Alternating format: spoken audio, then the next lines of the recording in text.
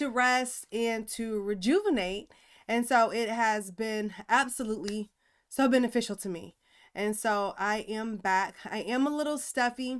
I'm having some allergy issues going on. So hopefully it won't interfere too much in what I'm doing. So I hope that you all are doing well and blessed. I'm so excited to be starting this new series, What Men Want, They Hurt Too. And the reason why I decided to do this series is actually there was a friend who recommended that I do it. You know, he made a joke about me always talking about men. And I know that I don't just bash men, but sometimes I do. I do say some stuff. And so, of course, we are going to begin to address those things. Why? Because it's important. And we can't sit and be so selfish as to just think, good evening, Kiera. We can't be so, oh my gosh, I'm sorry, guys. I still have the wrong title on my stuff. So I'm so sorry. I'm correcting it now. So yes. Um, so I'm sorry. I had to stop for 1 second so that I can fix this stuff that I'm doing. Please forgive me. It's always something that I forget. I just need to update. Hi Melissa, how are you? I just need to update my title real quick because people will have the wrong information and I don't want that. So just getting back in the swing of things. You know, I had doggy trouble this evening because this dog is something else. He's like having a newborn baby. Uh, so yeah, so I'm so sorry. I don't know. You probably can hear him in the background. Um, and I'm very, very sorry. Please excuse my unprofessionalism. And I'm so sorry because I can hear the dog, so I know y'all can. Okay, so now I should be good to go. Okay, all right, we good to go. So yes, we are going to um be talking about this whole thing with the men. Ladies, I have heard so much from the men and we definitely need to address it. Now, there's a time when I do talk about women, but right now we are talking about the men. And as I said, hi, Miss Karen, how are you? Or Evangelist Karen, how are you? So we have to talk about this because I've heard from so many men, ladies, and it has been really gut wrenching.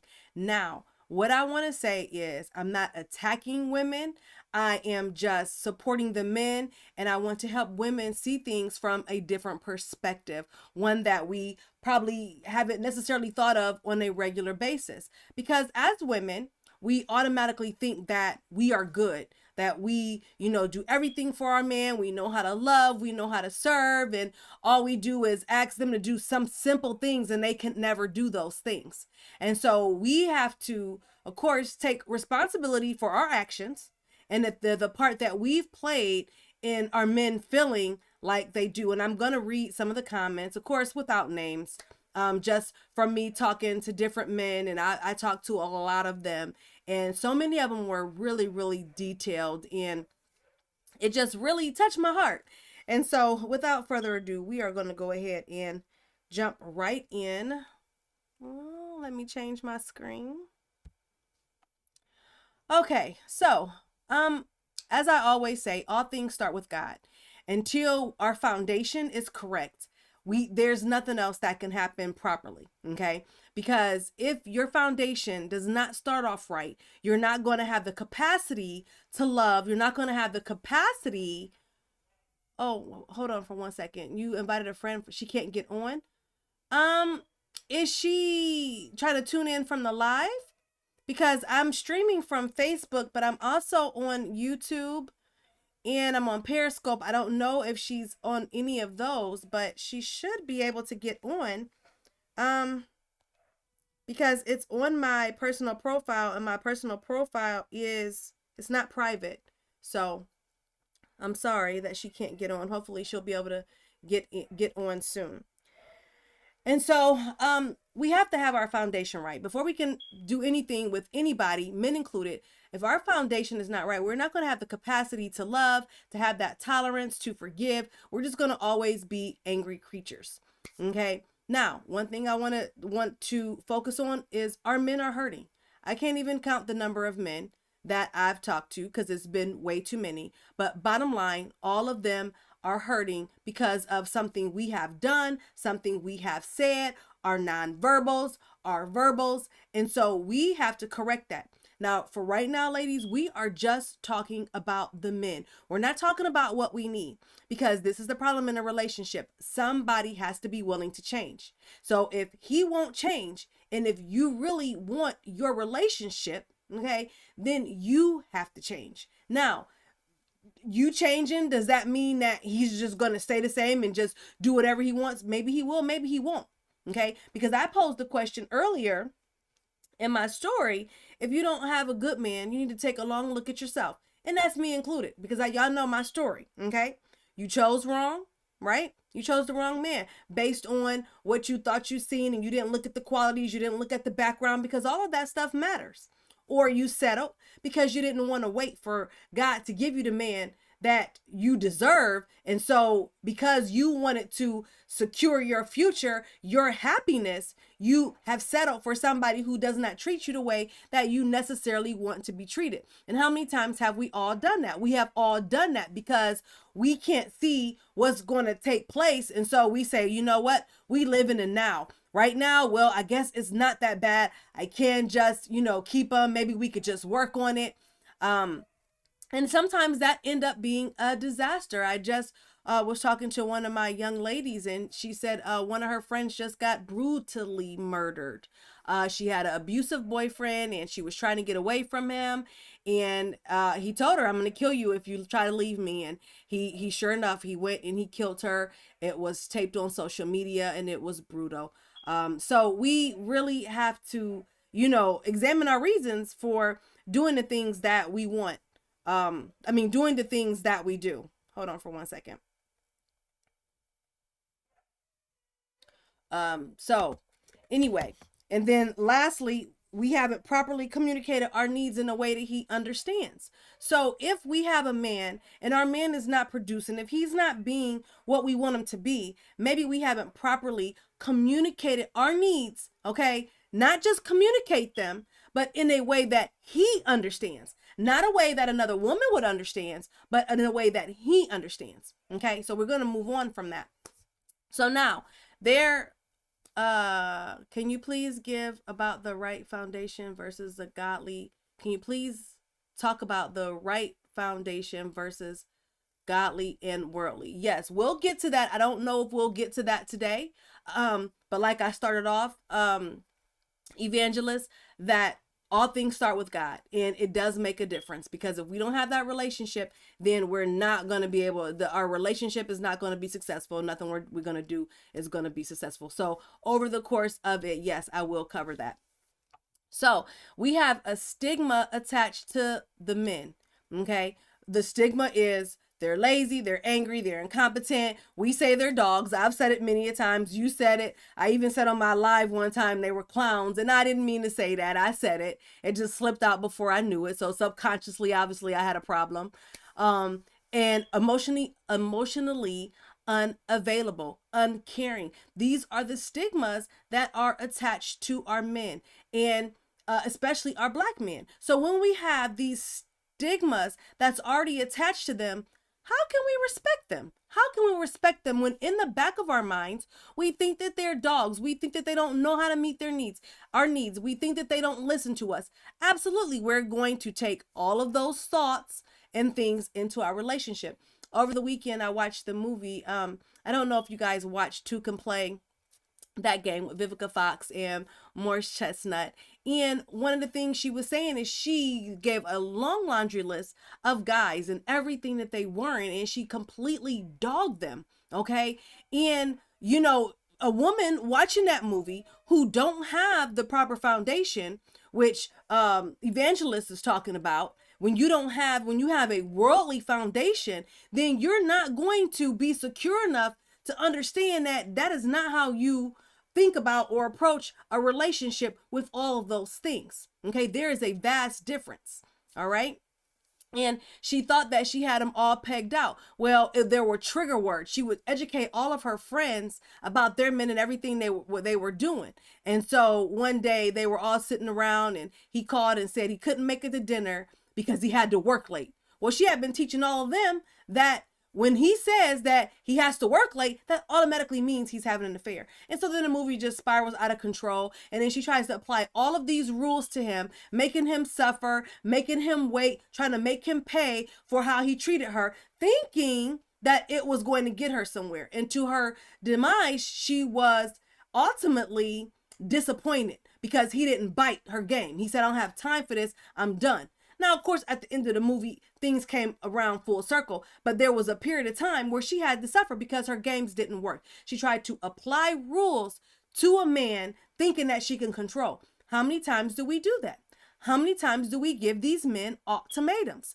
Why are we doing that? What is wrong with us that we are giving these men ultimatums, that we are belittling them, that we are pointing out everything about them that's negative? And I'm not saying we all do it, but at certain times in our lives, we have all been guilty of this.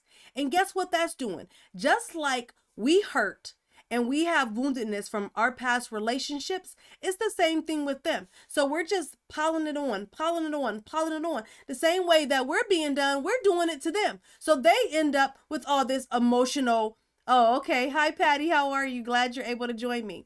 So we end up with all of this emotional baggage from men who have done us wrong.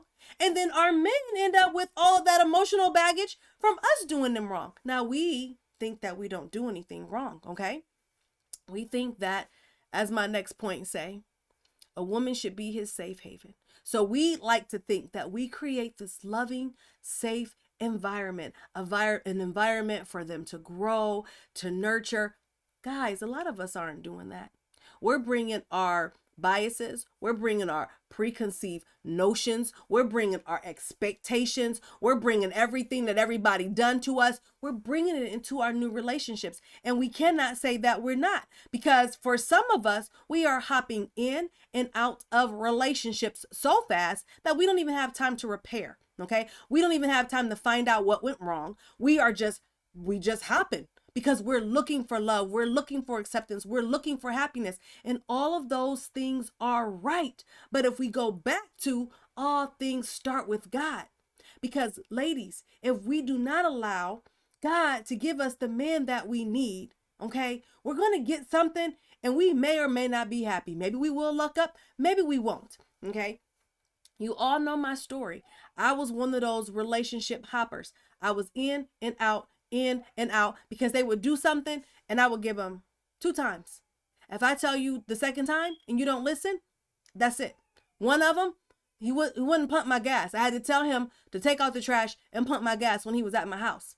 And I got mad because to me, I felt that was automatic. If you are supposed to be into me and you like me and you claim you want to spend the rest of your life with me, then something should be automatic. I shouldn't have to tell you to pump my gas. I shouldn't have to tell you to take out the trash. Well, for me, you wasn't into me because you didn't do those things. So I don't want to be with you. Literally, I broke up with him. And there was another one. It was a weekend that he had to work. He worked 2 jobs, had a weekend. He barely returned my calls. So guess what I said?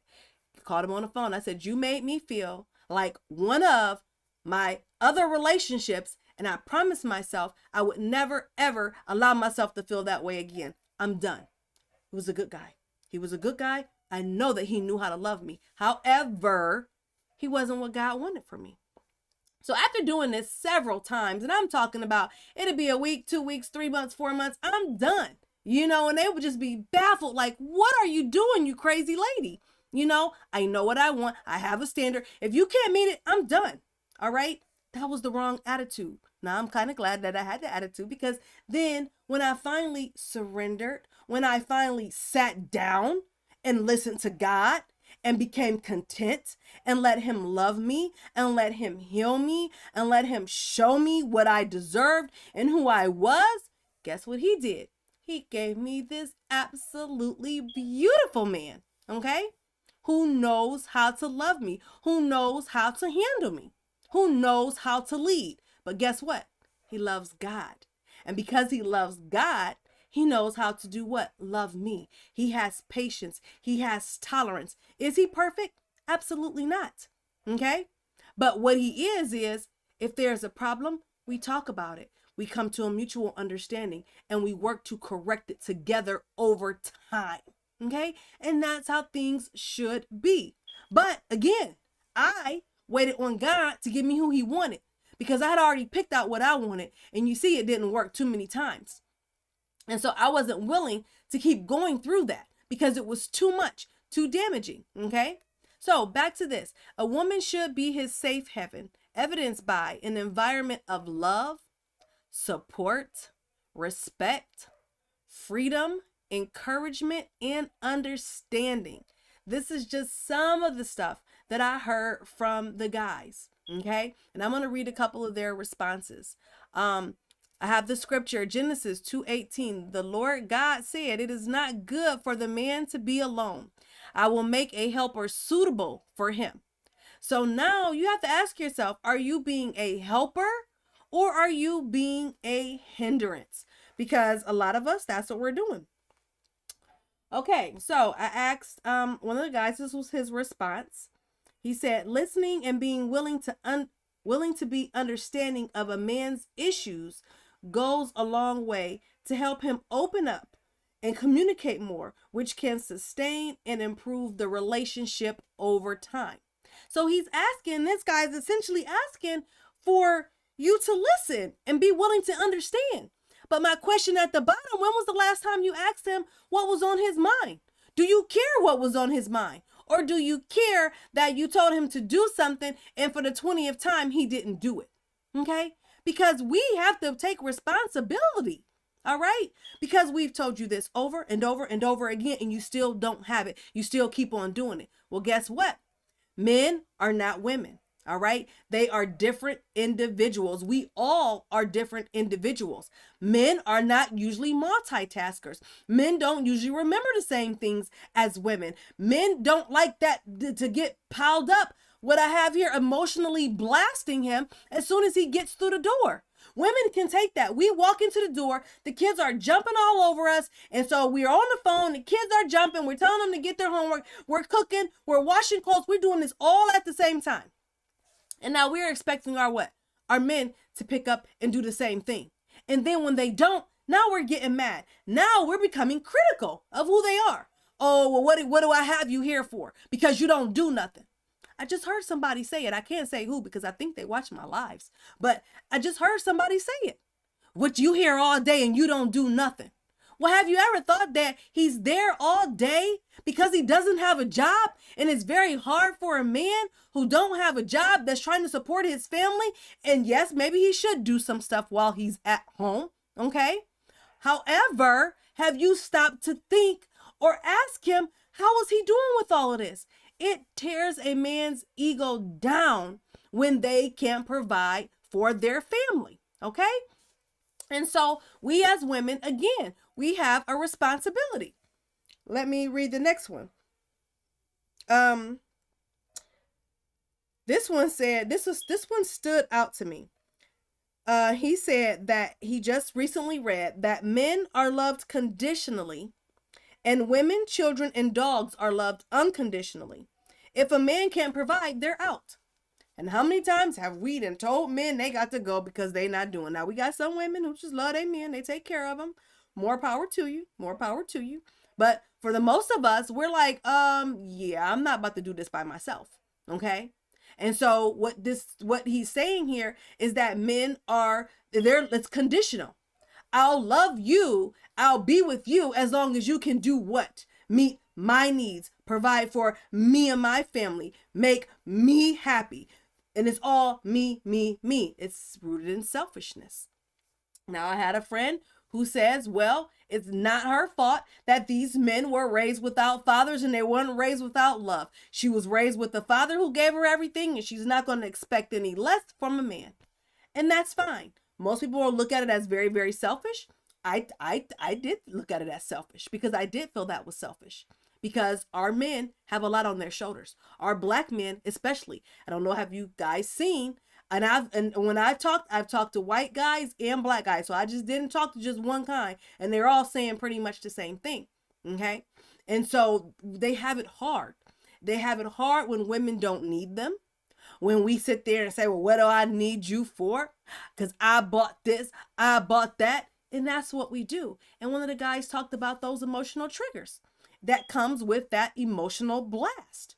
They come through the door, you're irritated because of something, and then you just want to blast it all on him. Okay? And then you want to push his buttons, his triggers. You know what hurts him. You know what makes him feel bad as a man. And what do? You want to make sure that you expound on that. When you gonna get a job? Why are you playing that video game all day? Even if you say it in a nice way, what you're saying is you're not doing nothing with your life. You don't have a job. You play video games all day.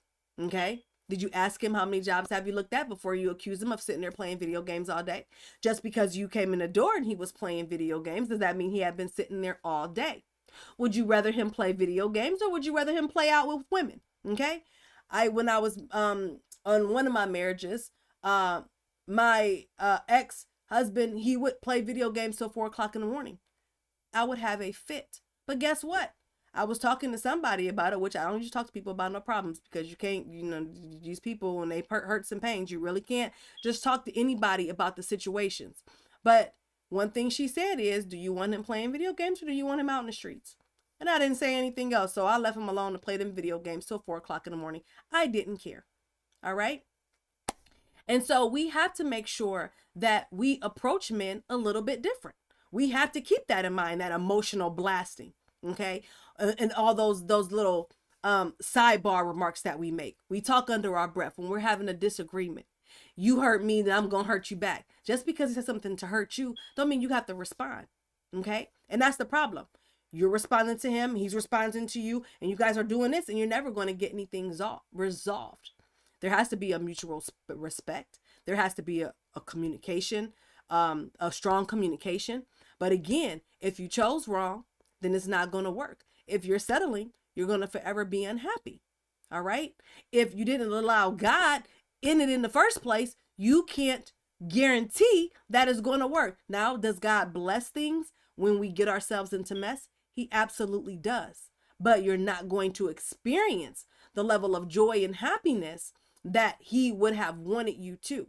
I shared with you in my second marriage how I didn't listen to God when God told me no. God clearly told me no, I wasn't supposed to marry him. But what did I do? I did it anyway. Now, was all of those years absolutely miserable? No, they wasn't absolutely miserable, but I was not happy. All right. And I knew that I had made a mistake. So all I could do was look every day at the mistake I made. I couldn't even be happy like I could have been, because I had made a mistake, and God clearly said no. And all I could think of is, oh my gosh, I have ruined the rest of my freaking life because of my disobedience. Now that I was able to actually, after that, get out and all of that stuff. Yeah, I did. Okay. But at what expense? I have kids caught up in this. I have all kinds of stuff, and so it caused a real issue. All right. And so we have to really be careful of how we move and how we do things. All right. What's my other question? When have you honestly looked at things from his perspective? Like, have you ever sat back and just listened to yourself? You got a mouth, it's disrespectful, and it's not, and I didn't hear not one, I don't believe, said anything about leading. One said something about submission. One said something about submission. But the most of them, it was respect. They want respect, and they have all kinds of different scenarios as respect. So one said, he has a particular issue with when he comes home, if he's forgotten something from the store, his wife completely pulverizes him for it.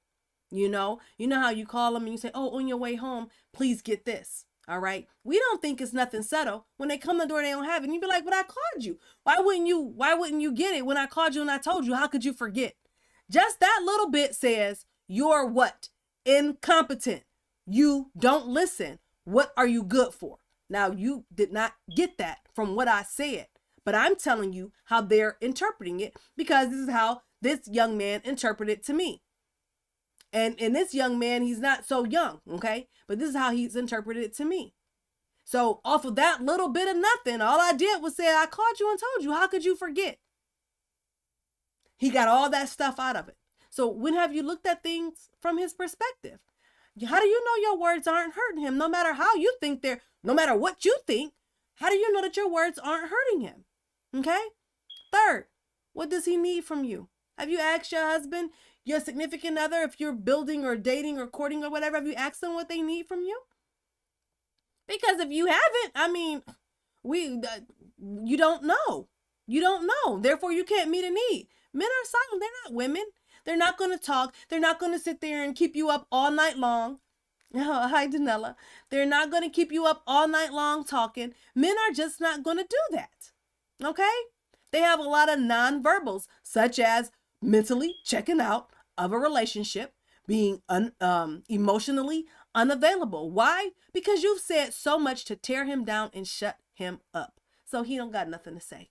Okay? And so we really have to be cognizant of that. And I'm not getting on you ladies, and I'm not saying accusing anybody of doing it, but at some point in our lives, we have all been guilty of tearing our men down and not building them up. What if he just needs us to do what?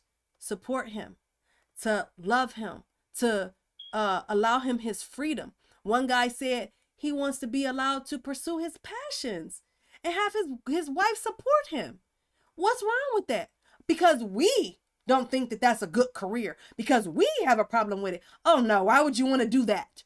That comes out of our mouths, ladies. It does. Why would you want to do that? Well, how about, well, honey, I mean, if that's what you want to do, I'll support you. Now, did he ask for your opinion? He told you what he wanted to do. He didn't say what you think. He told you what he wanted to do. It's our job to support, because we want our men to support us. We want them to take interest in us. We don't want to tell our husbands or our boyfriends that we're doing something. They be like, that's not going to work. Why would you do something like that? You don't do it to your kids. Why would you do it to your husband? That's not right, ladies. But that is what's going on. And just those subtle things are impacting our men. It is getting down to their core, and it is disturbing them. At the end of their paragraphs, all of them said, men need love and support too. That is what they said. And when I say I talk to all kind, I talk to professionals, I talk to our I'll say our thug life ones. You know what I mean? I've talked to all kind. And is it a stigmatism?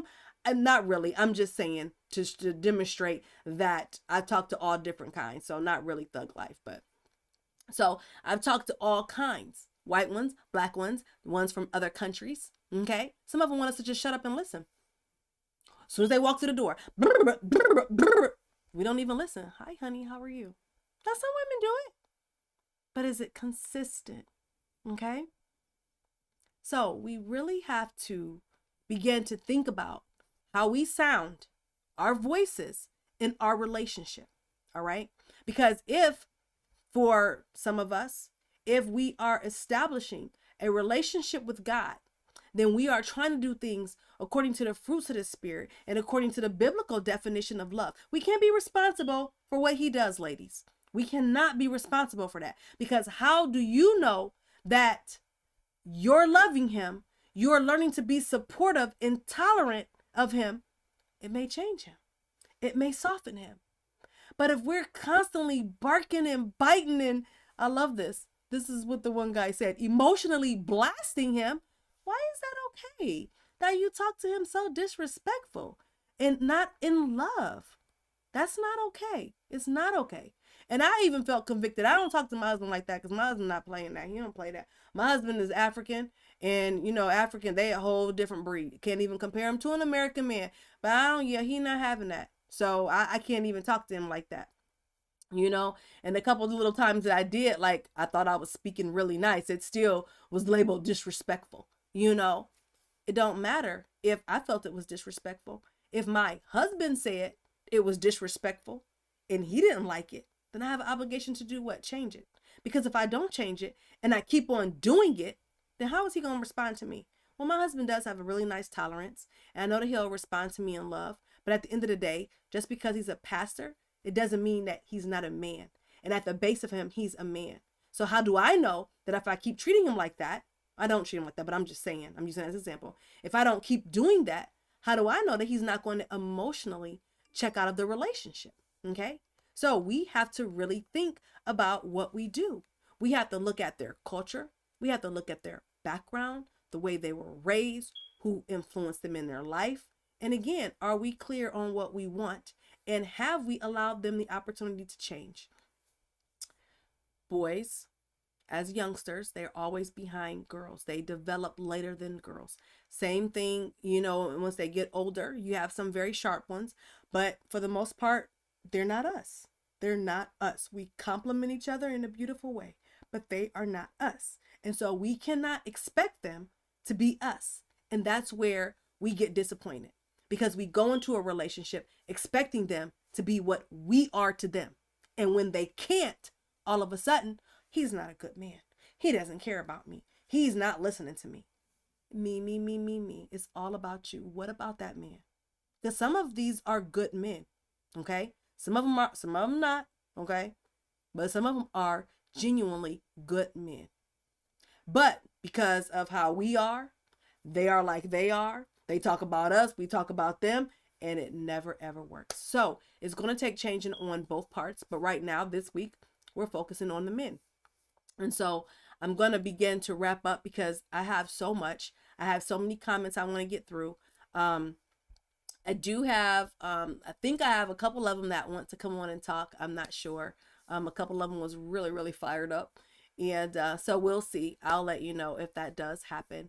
But I just want to kind of give you an overview just to just get us into it. And so we're going to, tomorrow we're going to dig more into it. And we're going to talk about what that respect looks like to them. Okay. It's going to look different for us, but what does it look like to them? And we're just going to start to dig down and get to the bottom of some of the things that they had concerns about. For the most part, it was about a theme of 5 things, and all of them agreed on the same things in different ways. And so it was invaluable, the input that I received. But I just want to support and encourage ladies change, okay? Because our nature is love.